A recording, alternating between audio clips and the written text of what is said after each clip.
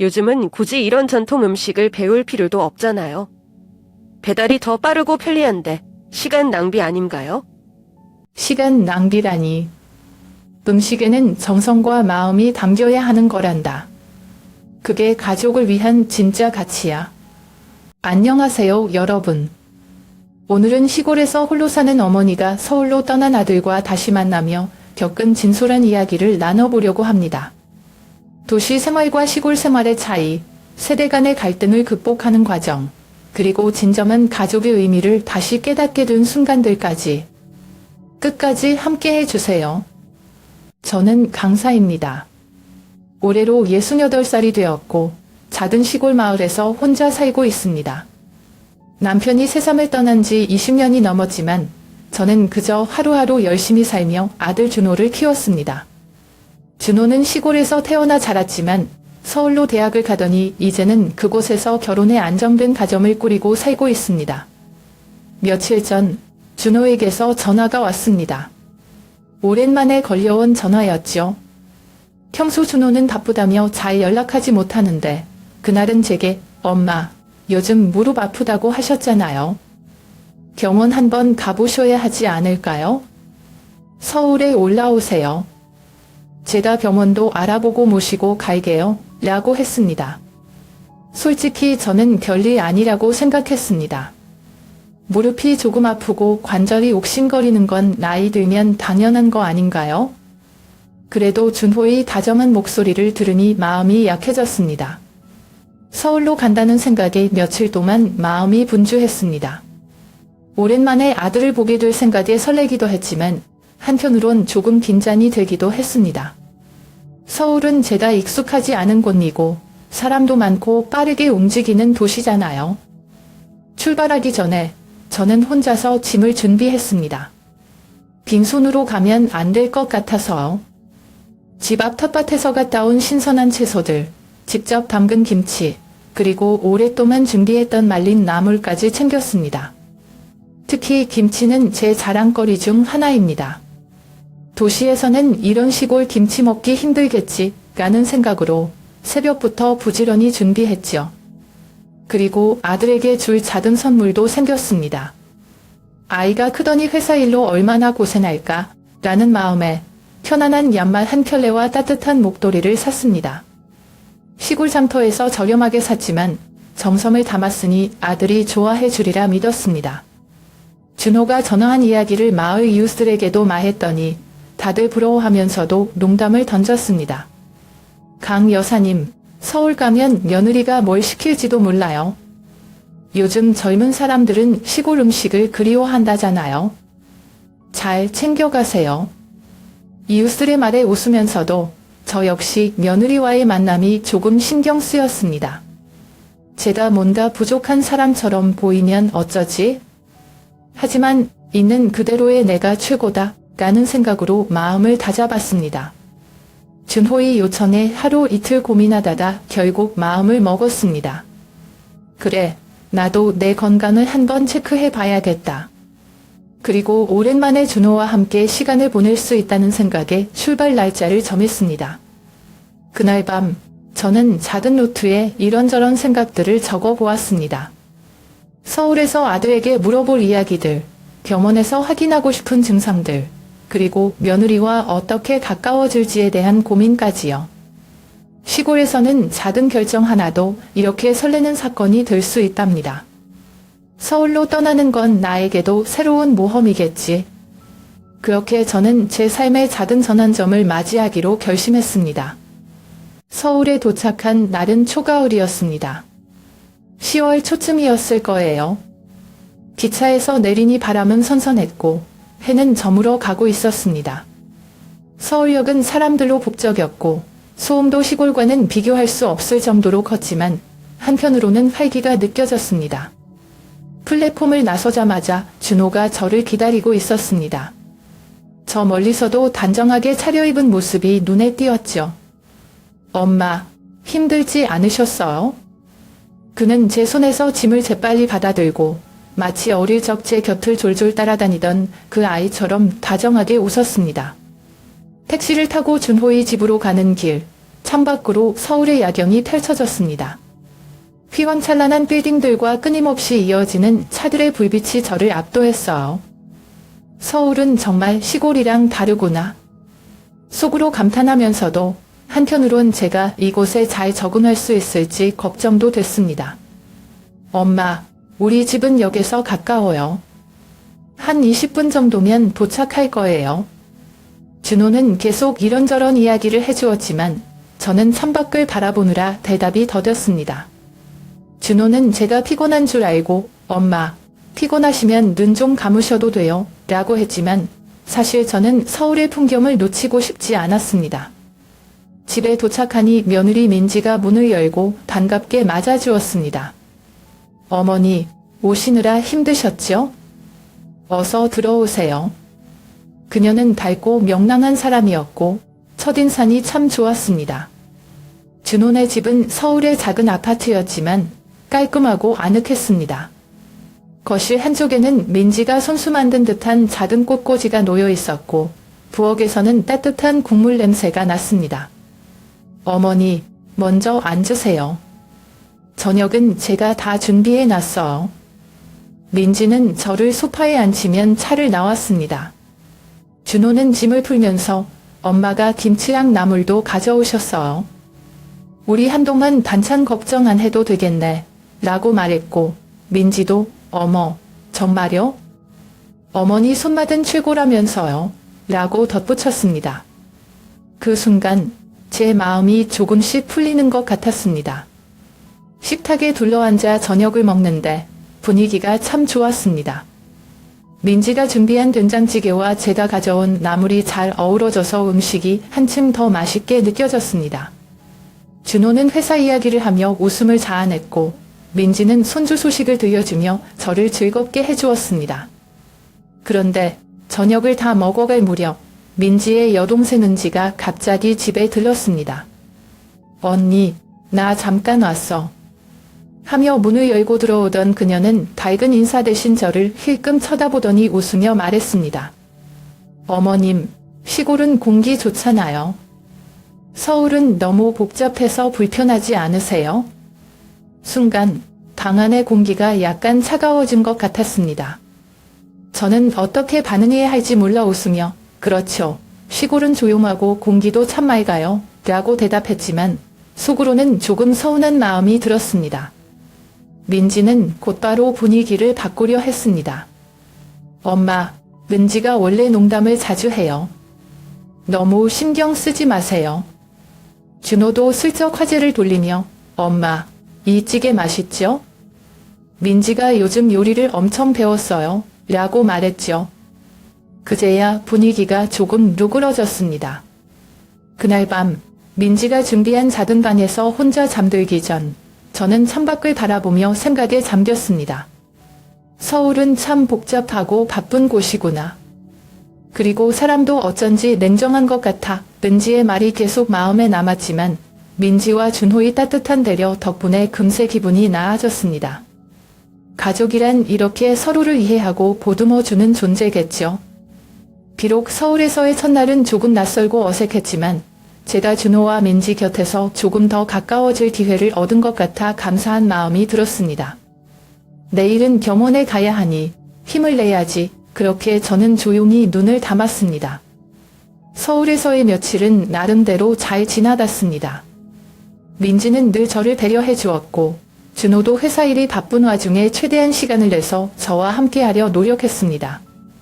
하지만 민지는 어딘가 날카로운 말투로 저를 조금 불편하게 만들었습니다.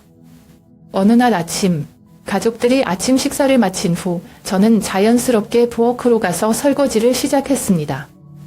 시골에서는 이런 일이 일상이잖아요. 음식을 만들고 먹고 나면 설거지까지 하는 게 당연한 일이니까요. 설거지를 하고 있는데 은지가 부엌으로 들어왔습니다. 잠시 저를 지켜보더니 냉소적인 목소리로 말했어요. 어머님, 굳이 안 하셔도 돼요. 요즘은 다들 식기세척기로 해요. 손으로 하면 시간만 가깝죠. 저는 순간 당황했지만 웃으며 대답했습니다. 그래도 난 이렇게 손으로 하는 게 더 편해. 시골에서는 이런 일이 많으니까 아무것도 안 하면 오히려 심심해지더라고. 은지는 고개를 끄덕이며 애매하게 미소를 지었지만 그 미소에는 공감보다는 약간의 비웃음이 섞여 있는 듯 했습니다. 저는 속으로 조금 불편했지만 굳이 티를 내고 싶지는 않았습니다. 그날 이후로도 은지는 가끔 저를 신경 쓰이게 하는 말을 했습니다. 준호와 민지가 없는 자리에서 특히 더 그랬지요. 예를 들어 제가 민지가 준비한 음식을 칭찬하며 요즘 젊은 사람들도 이렇게 전통 음식 잘하는 게 보기 좋다 라고 말했을 때 은지는 한마디 던졌습니다. 요즘은 굳이 이런 거 안 데워도 되잖아요. 배달도 많고 요리하는데 시간 낭비 안 하는 게 더 효율적이지. 그 말을 들으면서 저는 속으로 생각했습니다. 요즘 아이들은 정말 많이 다르구나. 효율이나 편리함이 중요하겠지만 그래도 정성과 전통은 여전히 소중한 건데. 그날 저녁 민지와 단둘이 부엌에서 이야기를 나눌 기회가 있었습니다. 저는 조심스럽게 물었습니다. 민지야, 민지는 나를 별로 안 좋아하는 것 같아. 내가 뭘 잘못했을까? 민지는 깜짝 놀라며 말했습니다. 아니에요, 어머니. 민지는 원래 그런 식으로 말하는 게 버릇이에요. 신경 쓰지 마세요. 어머니를 싫어하는 게 절대 아니에요. 그녀의 말에 저는 조금 안심이 되었지만 여전히 은지와의 거리감이 느껴졌습니다. 아마도 서울에서 자란 은지와 시골에서 자란 제가 서로 다른 환경과 사고방식을 가지고 있기 때문일 겁니다. 은지와의 대화에서 느꼈던 불편함은 분명 존재했지만 저는 민지의 말처럼 그것을 크게 신경 쓰지 않기로 했습니다. 사람마다 다른 점이 있고 서로를 이해하려면 시간이 필요하겠죠. 다만 저는 앞으로도 제 방식대로 정성을 다하고 가족들과의 시간을 소중히 여길 겁니다. 은지 역시 언젠가 저의 마음을 이해해 줄 날이 오겠지요. 모든 관계는 시간이 필요하다. 그렇게 제 스스로를 다독이며 하루를 마무리했습니다. 서울에서의 생활이 어느 정도 익숙해질 즈음 어느 오후에 있었던 일이 기억에 남습니다. 그날은 10월 중순쯤 오후 햇살이 따뜻하게 비추던 날이었어요. 저는 민지와 함께 집 밖 작은 발코니에 나가 앉아 이야기를 나누고 있었습니다. 민지와 저는 텃밭 이야기를 하고 있었습니다. 저는 시골에서 키우는 채소들이나 계절마다 가꾸는 나물 이야기를 꺼냈고 민지는 서울에서 작은 화분으로 키우는 허브나 꽃들에 대해 물었습니다. 어머니, 요즘은 베란다 텃밭이 유행이에요. 작은 화분에 상추나 고추 심어서 바로 따먹을 수 있거든요. 그래? 그거 참 좋네. 나중에 시골에서 작은 화분 몇 개 보내줄까? 그렇게 화기애애한 대화가 이어지고 있을 때 은지가 갑자기 발코니로 나왔습니다. 저는 그녀가 밝게 인사하며 대화에 끼어들 줄 알았지만 그녀는 예상치 못한 말을 꺼냈습니다. 어머님, 이렇게 오래 계셔도 괜찮으세요? 서울은 집이 좁아서 사람마다 자기만의 공간이 필요한데요. 순간 분위기가 얼어붙는 것 같았습니다. 은지의 말은 분명 돌려 말했지만 그 안에 담긴 의미는 명확했거든요. 저는 잠시 침묵하다가 조용히 입을 열었습니다. 나는 그냥 아들 얼굴 보고 싶어서 온 거야. 하지만 내가 불편하면 언제든 시골로 돌아갈게. 제 말에 민지의 얼굴이 빨개지며 담아낸 기색이 역력했습니다. 그녀는 은지를 향해 단호한 목소리로 말했습니다. 은지야, 그런 말은 예의가 아니야. 어머니께 사과드려. 하지만 은지는 미소를 지으며 아무 말 없이 방으로 들어가 버렸습니다. 민지는 어쩔 줄 몰라 하며 저를 향해 사과했습니다. 어머니, 죄송해요. 은지가 원래 좀 직설적이라. 마음 상하지 않으셨으면 좋겠어요. 그 일이 있고 나서 저는 속으로 많은 생각을 했습니다. 은지의 말이 조금 상처가 됐던 건 사실이지만 한편으로는 그녀가 서울에서의 공간과 생활 방식에 익숙한 사람이라 그런 걸 수도 있겠다는 생각도 들었습니다. 민지와 준호가 저를 잘 배려해주는 것을 알기에 저는 굳이 그 상황을 확대 해석하고 싶지 않았습니다. 다만 은지가 저를 왜 그렇게 경계하는지, 저와의 관계에서 어떤 불편함을 느끼는 건지 궁금했습니다. 서울에서 준호와 민지가 저를 정말 잘 대해주는 건 분명했습니다. 민지는 늘 식사를 챙겨주며 저를 배려했고, 준호는 틈날 때마다 저와 대화를 나누며 신경 써 주었어요. 그런데도 은지의 말들이 제 마음 한구석을 계속 괴롭혔습니다. 그날은 병원 검진을 마친 후 집으로 돌아온 저녁이었습니다. 몸은 피곤했지만 머릿속은 온갖 생각들로 가득 찼습니다. 발코니에 나가 서울의 야경을 바라보며 마음을 진정시켜 보려 했지만 자꾸만 은지의 차가운 말투와 태도가 떠올랐습니다. 내가 여기 있으면 안 되는 걸까? 라는 생각이 문득 스쳤습니다. 저녁을 먹고 나서 준호와 둘만의 시간이 생겼습니다. 저는 그때 조심스럽게 제 마음을 꺼냈습니다. 준호야, 엄마가 생각해 봤는데 엄마는 여기서 오래 있으면 안 될 것 같아. 건강검진도 끝났으니 다음 주쯤 시골로 내려가는 게 좋을 것 같아. 준호는 깜짝 놀란 표정을 지으며 저를 바라봤습니다. 엄마, 갑자기 왜 그러세요? 엄마 계신 게 우리도 좋아요. 민지도 늘 어머니랑 더 가까워지고 싶다고 하잖아요. 저는 한숨을 쉬며 말을 이어갔습니다. 아니야, 준호야. 너랑 민지가 잘해주는 거 엄마도 알아. 근데 은지가 이렇게 말하는 걸 보니 내가 여기에 있는 게 불편한 건 아닐까 싶어서 그래. 준호는 은지 이야기를 듣고 잠시 고민하는 듯 하더니 단호하게 말했습니다. 엄마, 은지는 그냥 어린 동생일 뿐이에요. 말에 깊은 뜻이 있는 것도 아니고 생각 없이 그런 거니까 너무 신경 쓰지 마세요. 저는 고개를 끄덕이며 웃어 보였지만 준호의 말이 완전히 위로가 되지는 않았습니다. 어쩌면 은지가 아니라 서울이라는 환경 자체가 저를 불편하게 느끼게 만드는 건지도 몰랐습니다. 그날 밤 저는 방에서 혼자 시간을 보내며 이런저런 생각에 빠졌습니다. 민지와 준호는 정말로 저를 위해 최선을 다하고 있었습니다. 그런데도 저는 그들과의 생활이 어딘가 어색하게 느껴졌습니다.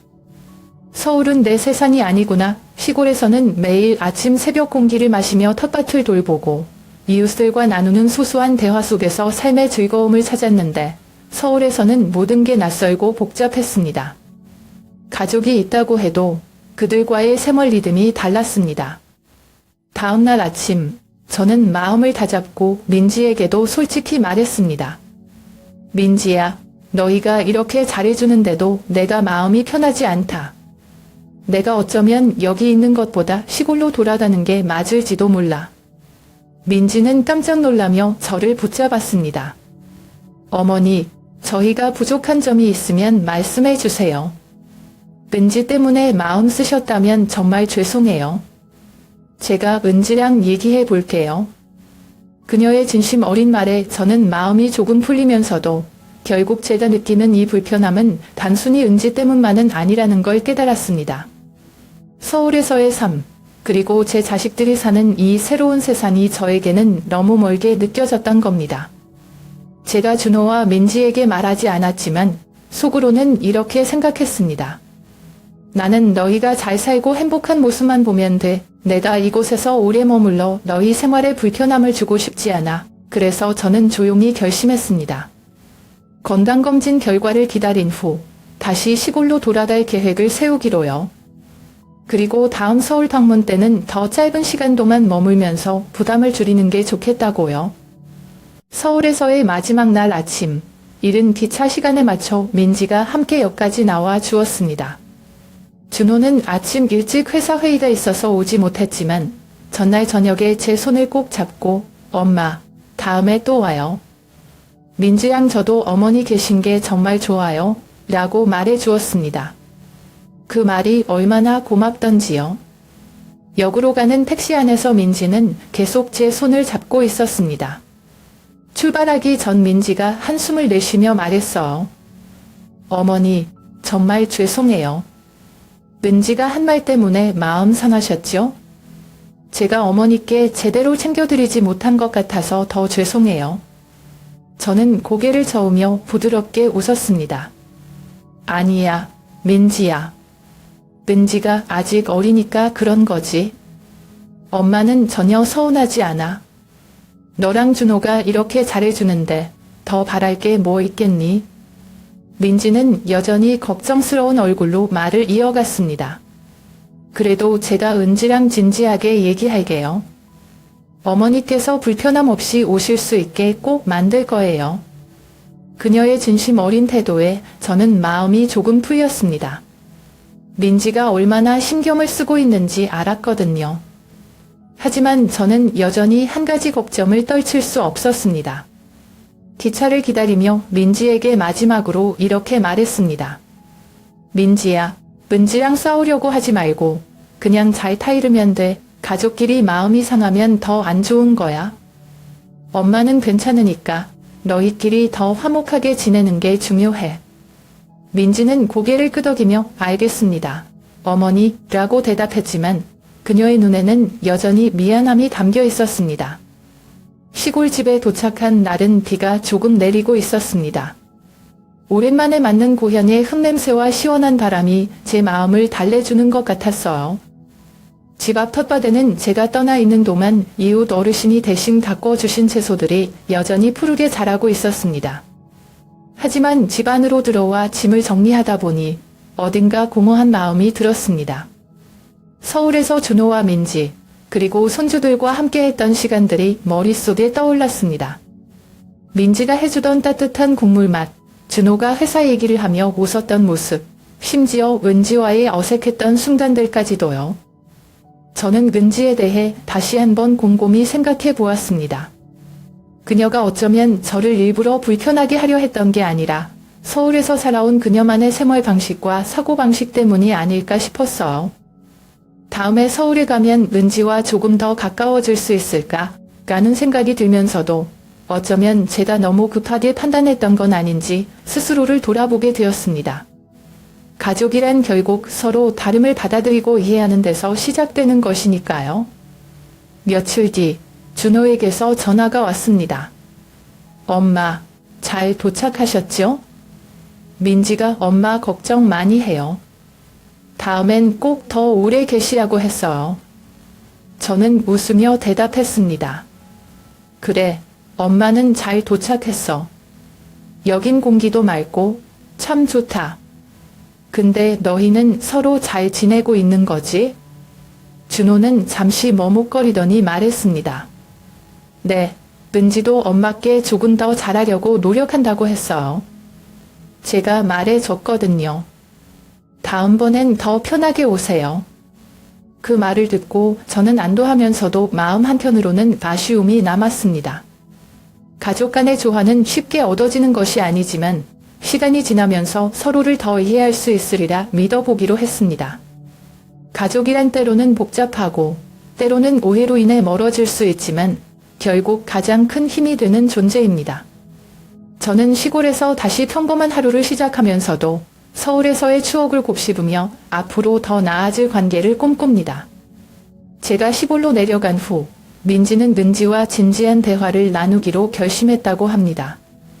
어느 날 저녁 민지는 은지를 불러 거실 소파에 앉히고 진지하게 입을 열었어요. 은지야, 너 요즘 어머니께 했던 말들 생각해 본 적 있어? 은지는 갑작스러운 질문에 당황한 표정으로 대답했습니다. 왜 그래, 언니? 난 그냥 솔직하게 말한 것뿐이야. 어머니도 이해하셨을 거야. 민지는 깊은 한숨을 쉬며 한층 단호한 목소리로 말을 이어갔습니다. 솔직하게? 내가 말한 게 솔직한 거라고 생각해? 은지야, 어머니는 우리가 너처럼 말하면 상처받을 수 있다는 걸 생각도 안 해봤니? 어머니는 평생 오빠를 위해 희생하며 살아오셨어. 그런 어머니께 내가 한 말은 너무 무례했어. 은지는 표정이 굳으며 반박했습니다. 언니, 근데 사실이잖아. 서울에서는 다들 자기만의 공간이 중요해. 난 그냥 그걸 말한 것뿐이야. 민지는 말을 멈추고 왠지를 뚫어지게 바라봤습니다. 잠시 후 더 차분하지만 단호한 톤으로 말했습니다. 은지야, 너도 알다시피 어머니가 서울에 오신 건 우리를 불편하게 하려는 게 아니야. 어머니는 단지 가족과 시간을 보내고 싶어서 오신 거야. 너는 내가 서울 사람으로 살아온 기준으로만 판단했잖아. 그런데 어머니 입장에선 가족의 따뜻함과 가까운 곳에 있는 게 훨씬 중요한 거야. 은지는 아무 말 없이 바닥을 쳐다보며 민지의 말을 들었습니다. 민지가 이어서 말했습니다. 내가 한 말들이 어머니께 얼마나 상처가 되었을지 한 번이라도 진지하게 생각해봤어? 가족이라면 조금 더 배려하고 어머니의 마음을 이해하려고 노력해야 하지 않겠니? 그날 대화 후 은지는 처음으로 자신의 행동에 대해 깊이 생각해 보게 되었다고 합니다. 그녀는 자신이 단순히 솔직함이라는 이유로 어머니에게 무심한 말을 던졌음을 깨닫기 시작했어요. 시골로 돌아온 저는 다시 평소의 일상으로 돌아갔습니다. 아침에는 텃밭에 나다 자라난 채소들을 살피고 오후에는 이웃 어르신들과 차를 마시며 담소를 나누고 했습니다. 가끔은 집 근처 산책길을 걸으며 서울에서의 시간을 떠올리기도 했습니다. 서울에서 느꼈던 약간의 서운함과 어색함은 시간이 지나면서 조금씩 희미해졌습니다. 하지만 그곳에서의 추억은 여전히 제게 소중한 경험으로 남아 있었습니다. 준호와 민지의 따뜻한 대령, 손주의 제잘거림, 그리고 은지와의 갈등까지 모든 것이 한편으로는 가족의 또 다른 모습이라고 생각했습니다. 텃밭에서 김치를 담그기 위한 배추를 수확하면서 저는 이런 생각을 했습니다. 민지가 은지와 잘 얘기해서 앞으로는 좀 더 나아지겠지. 어쩌면 다음번에 서울에 가면 은지도 나를 조금 더 이해해 줄지도 몰라. 저는 이번 서울 방문을 통해 중요한 깨달음을 얻었습니다. 때로는 물리적인 거리가 마음의 거리와 같을 수도 있고 반대로 물리적으로 멀어도 마음만 가까우면 진정한 가족일 수 있다는 사실을요.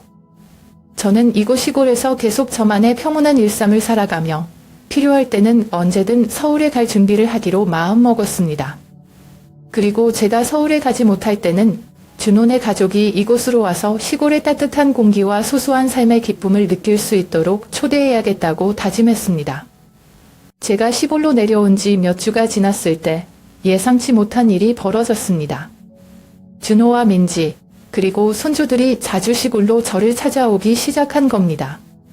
원래 서울의 바쁜 생활 속에서 준호가 시간을 내기 어려울 거라 생각했지만 그들은 토요일 아침이면 차를 몰고 몇 시간씩 달려 이곳까지 왔습니다. 처음 방문했을 때 민지가 손수 포장한 상자를 꺼내며 웃으며 말했습니다. 어머니, 서울에서 맛있는 디저트가 유행하길래 사왔어요. 드셔보세요. 상자를 열어보니 제가 한 번도 본 적 없는 화려한 케이크와 디저트들이 가득했습니다. 솔직히 처음엔 이런 음식들이 낯설어서 한 조각만 조심스럽게 먹어봤는데 달콤하면서도 부드러운 맛에 깜짝 놀랐습니다. 이런 걸 서울에서는 자주 먹니? 참 신기하네. 제가 그렇게 말하자 민지는 웃으며 대답했습니다. 네, 어머니. 다음엔 어머니 입맛에 맞는 걸 더 골라올게요. 그리고 손주들은 항상 작은 선물을 챙겨왔습니다. 그림책이나 예쁜 스티커, 심지어 손수 그린 그림까지 저를 기쁘게 해주었어요. 가족들이 시골로 오면 집안은 금세 활기가 넘쳤습니다. 손주들은 저를 따라다니며 텃밭 구경을 하고 닭장에서 알을 꺼내는 걸 도와주기도 했습니다. 할머니, 이 닭 이름은 뭐예요? 손주가 물을 때마다 저는 웃으며 대답했습니다. 이름은 없지만 너희가 이름을 지어줄래? 그 말에 손주들이 서로 의견을 내며 닭들에게 꽂고 깜순이 같은 이름을 붙여주었어요. 그리고 그 이름을 부르며 닭장 주위를 뛰어다니는 모습을 보니 제 마음도 아이들처럼 가벼워지는 것 같았습니다. 점심 식사를 마치고 나면 손주들이 제 무릎에 앉아 학교에서 있었던 일들을 얘기했습니다. 할머니, 우리 반 친구들이랑 그림 그리기 대회 했는데 내가 1등 했어요. 할머니, 다음에 할머니도 우리 유치원에 오세요. 선생님이 친절하시거든요. 그런 이야기를 듣고 있으면 시간 가는 줄 몰랐습니다. 아이들의 맑은 목소리와 반짝이는 눈빛은 제가 서울에서 느꼈던 작은 서운함을 완전히 사라지게 만들었어요. 어느 날 오후, 저는 집마당에서 이웃들에게 가져다줄 송편을 빚고 있었습니다. 가을 햇살이 따뜻하게 비추는 그날, 전화벨이 울렸습니다. 화면을 보니 뜻밖에도 은지였습니다. 서울에서 있었던 일이 있은 후, 은지가 제게 직접 전화를 건 건 처음이라 순간 당황했습니다. 전화를 받자 은지의 목소리가 약간 머뭇거리는 듯 들렸습니다. 어머님, 저 은지예요. 그동안 연락 못 드려서 죄송해요. 사실 오늘은 꼭 드릴 말씀이 있어서요. 저는 그 말에 조용히 기다렸습니다. 은지는 깊은 숨을 들이마신 뒤 천천히 말을 꺼냈습니다. 어머님, 사실 제가 예전에 했던 말들 너무 무례했던 것 같아요. 그땐 제가 어머님의 마음을 전혀 헤아리지 못했어요. 이제 와서 생각해보니 정말 많이 후회돼요. 진심으로 사과드리고 싶어요. 저는 잠시 말이 나오지 않았습니다. 은지의 이런 모습을 처음 보았거든요. 그녀의 진심이 느껴졌고 저는 마음이 조금 따뜻해지는 걸 느꼈습니다. 괜찮다, 은지야. 사람은 누구나 실수할 수 있어. 중요한 건 내가 그것을 깨닫고 바꾸려고 한다는 거야. 제 말에 은지는 안도의 한숨을 내쉬며 이렇게 말했습니다. 어머님, 정말 감사합니다. 다음에 어머님이 서울에 오시면 제가 꼭 모시고 다니면서 잘 챙겨드릴게요. 그리고 앞으로도 더 자주 찾아뵐게요. 그 전화가 끝난 뒤 저는 한동안 마당에 앉아 은지가 했던 말을 곱씹어 보았습니다. 그녀가 마음을 열고 저에게 사과를 했다는 사실만으로도 저희 오래된 걱정이 조금 풀리는 것 같았습니다. 은지의 전화 이후 그녀는 조금씩 변하기 시작했습니다. 몇 주 후 준호 가족이 시골로 내려왔을 때 은지가 함께 왔다는 소식을 들었을 때 저는 살짝 놀랐습니다. 그날 은지는 예전과는 달리 활짝 웃으며 저를 반갑게 맞이했습니다. 어머님, 잘 지내셨죠?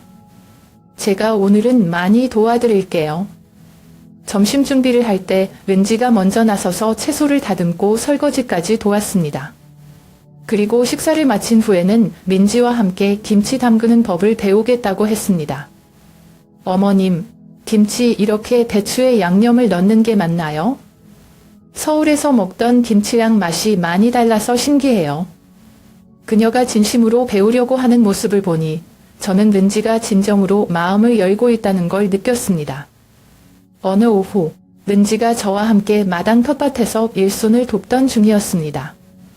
그날은 민지와 준호가 잠시 시장을 보러 나가고 집에는 저와 은지만 있었습니다. 은지가 갑자기 고개를 들어 저를 보며 조용히 말을 꺼냈습니다. 어머님, 제가 요즘 많이 생각해 봤어요. 어머님이 준호 오빠를 혼자 키우셨다는 이야기를 들으면서 어머님이 얼마나 대단한 분인지 깨달았어요. 정말 존경스러워요. 저는 은지의 솔직한 고백에 조금 놀랐지만 그녀의 말이 진실임을 느낄 수 있었습니다. 은지야, 내가 그렇게 생각해 준다니 고맙다. 하지만 나는 특별한 게 없단다. 엄마니까 당연히 해야 할 일을 했을 뿐이야. 그러자 은지는 고개를 저으며 말했습니다. 아니에요. 어머님께서 가족을 위해 얼마나 많은 걸 포기하고 희생하셨는지 제가 이제야 조금 알 것 같아요. 앞으로는 어머님께 더 가까이 다가가고 싶어요. 그 말을 들으니 마음 한구석이 따뜻해졌습니다.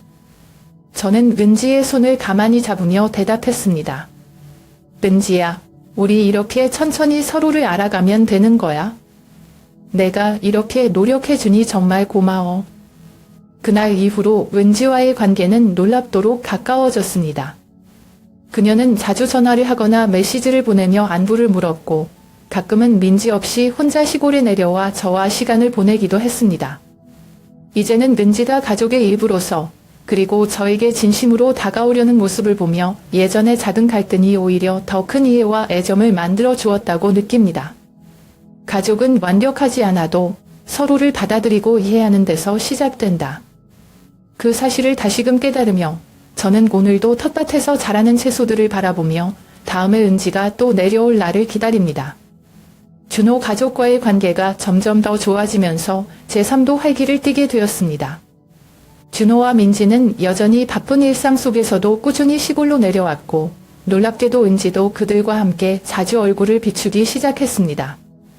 이제 은지는 단순히 방문만 하는 것이 아니라 내려올 때마다 제가 필요한 것들을 챙겨오곤 했습니다. 어머님, 시골에서는 이게 구하기 어려울 것 같아서 사왔어요. 그녀는 서울에서 구입한 건강보조제나 요리 재료들을 가져오며 제 건강을 걱정했습니다. 한 번은 제가 텃밭에서 일하고 있을 때 은지가 와서 말했습니다. 어머님, 제가 도와드릴게요. 여름에 땡볕에서 혼자 하시면 너무 힘드시잖아요. 그녀는 손수장갑을 끼고 배추를 볶고 물을 다듬으며 진심으로 저를 돕는 모습이었습니다. 그런 은지를 보니 그녀가 저와의 관계를 얼마나 개선하려고 노력했는지 느낄 수 있었습니다. 그렇게 시간이 흘러 어느 가을날 가족들이 모두 모였습니다. 그날은 하늘이 맑고 바람이 선선하게 불어오는 날이었어요. 저는 집 앞 감나무 아래에 작은 식탁을 차리고 가족들과 함께 점심을 먹었습니다. 민지가 준비한 서울식 갈비찜과 제가 만든 된장찌개, 그리고 텃밭에서 갓 뽑아 올린 나물이 한상 가득 녹혔습니다. 손주들은 할머니, 이 나물 진짜 맛있어요. 라며 연신 젓가락을 놀렸고 준호는 엄마 음식은 정말 따라올 데가 없다. 며 칭찬을 아끼지 않았습니다. 은지 역시 밝은 표정으로 말했습니다. 어머님, 다음에 서울 오시면 저희 집에서 꼭 식사하세요. 제가 어머님께 데운 김치 요리도 대접할게요. 그 말을 듣고 저는 웃으며 대답했습니다. 그래, 내가 그렇게 초대해 주니 고맙구나. 다음엔 내가 김치 재료도 챙겨갈게. 점심을 마친 후 아이들은 마당에서 뛰어놀았고 준호와 민지는 감나무 아래에 앉아 도란도란 이야기를 나눴습니다. 은지는 저와 함께 부엌에서 커피를 준비하며 말했습니다. 어머님, 제가 이제야 깨달은 게 있어요. 가족이란 이렇게 함께 시간을 보내는 것만으로도 큰 행복이 된다는 거려. 그 말을 듣고 저는 은지의 손을 잡으며 말했습니다. 그래, 은지야. 가족은 서로 다르고 부족한 점이 있어도 마음을 열고 노력하면 언제든 더 가까워질 수 있단다. 그날 저녁, 가족들이 서울로 돌아간 뒤에도 저는 감나무 아래에 남아 한참 도만 생각에 잠겼습니다. 예전에는 준호 가족과의 거리감이 늘 아쉽고 서운했지만 이제는 그들이 저와 더 가까워졌음을 느낄 수 있었습니다. 세대 차이는 피할 수 없지만 가족이란 서로를 이해하고 품어줄 때 그 차이를 극복할 수 있구나. 가족들이 함께 웃고 대화하는 그 순간들이 저에게는 세상 어떤 것보다 값지고 소중한 선물이었습니다. 가끔 저는 현대사회에서 가족의 의미가 희미해지고 있는 건 아닐까 생각합니다. 하지만 준호 가족과 함께하며 깨달은 건 아무리 세상이 변해도 가족은 여전히 우리의 삶에서 가장 따뜻한 힘이라는 사실입니다. 저는 이제 더 이상 서운하거나 불편하지 않습니다. 왜냐하면 가족이라는 울타리 안에서 서로가 노력하고 이해하며 만들어가는 사람이 있음을 알았기 때문입니다.